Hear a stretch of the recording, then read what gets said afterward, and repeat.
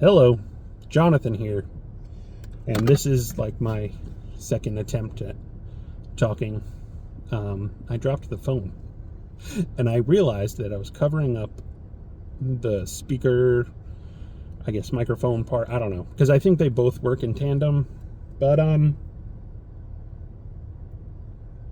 I spent a whole video yelling at Amber about questioning Zachary Michael's mental health.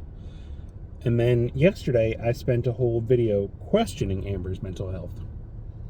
A caveat to that, if I'm using that word correctly, is that Amber's a liar.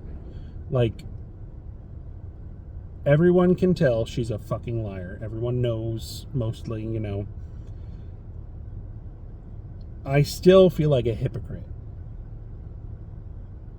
Another thing is, it's not good to compare yourself to people and like you're supposed to do your own thing, whatever, but also, you have to be self-aware. I was watching Zachary Michael, and the way that he responds to things, I feel like I'm way too angry. And before I drop the phone, I was going to say, back in 2013, I was working for the tree company. I don't know why I said 2013. I was working for the tree company between 2009 and 2012. And at one point, I came up with this idea. My hand is fucking killing me.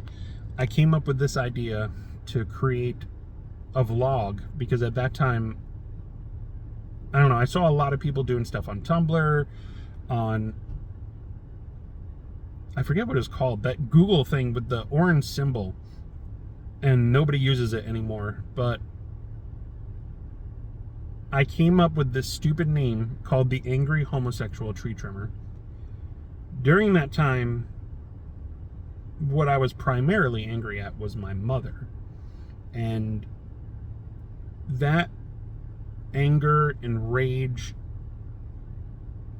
I feel like never really dissipated. So I think I find targets to lash out at, and one of them now is Amber. So I don't know what to do about that, because if I want to continue YouTube, I don't know what I'm going to talk about.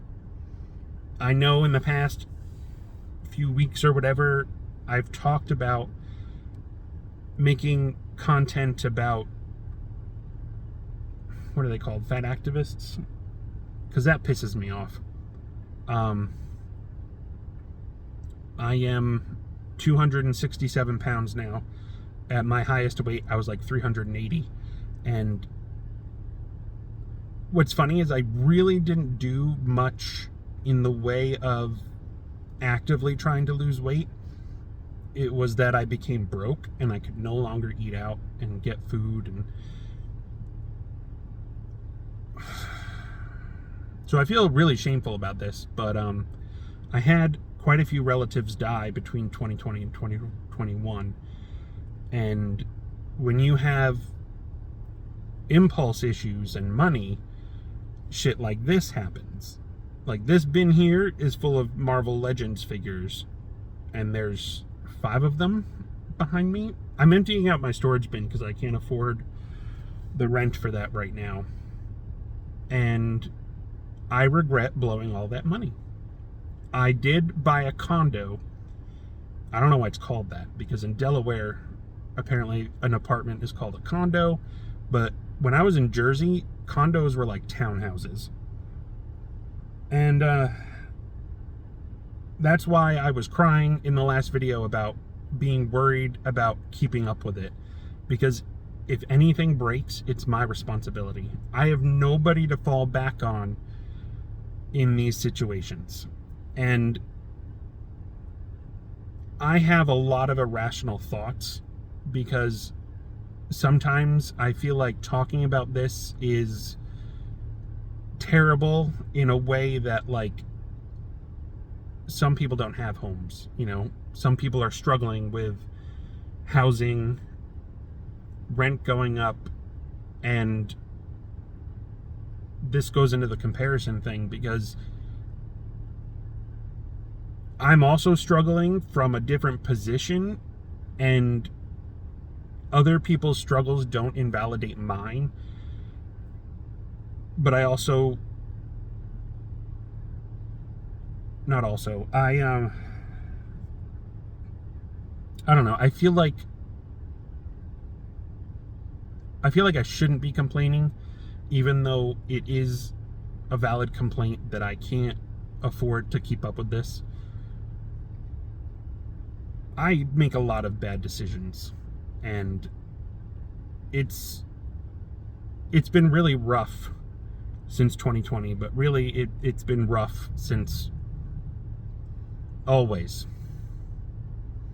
I was telling my therapist a lot about what happened when I was a kid, and he just got really interested and really hyper, and he's like, now I know why you're this way. And so he told me he's not going to tell me until like our next session or some shit, but he said he doesn't think I have borderline personality disorder. He is very stuck on attachment issues. All right, my hand is killing me. I got to figure this out again. So I feel like this falls into the thing that I spoke about before of diagnoses. I feel like aren't always important when it comes to mental health. For medical shit, I would say that they're very important because you have to know what you're treating. But for mental health, it's like, this is the behavior that you have to correct. And if you're going to do it, no, not if you're going to do it. It's like this behavior can be a whole bunch of different things, all right? It could be bipolar, BPD, all this other stuff. Bipolar can be helped with medicine, and therapy also helps a lot with it. I'm trying not to say So, whether he thinks I have borderline, whether he thinks this is attachment issues, it doesn't super matter. It matters that I have to overcome these problems. I have to overcome my bad self-esteem. I have to overcome my anger issues. I have to overcome my impulse control issues. I would like to not be on disability for the rest of my life. I don't know what that's going to look like.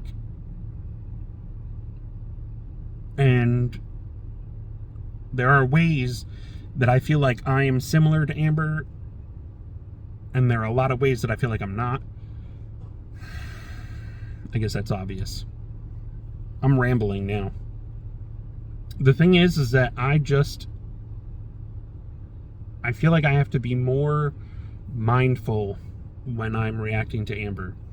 And I know that some people have left comments, and what's funny is I keep saying some. It was like one person. One person left a comment saying that, like, I should be putting the video in it and all this other stuff. I'm still trying to figure this out.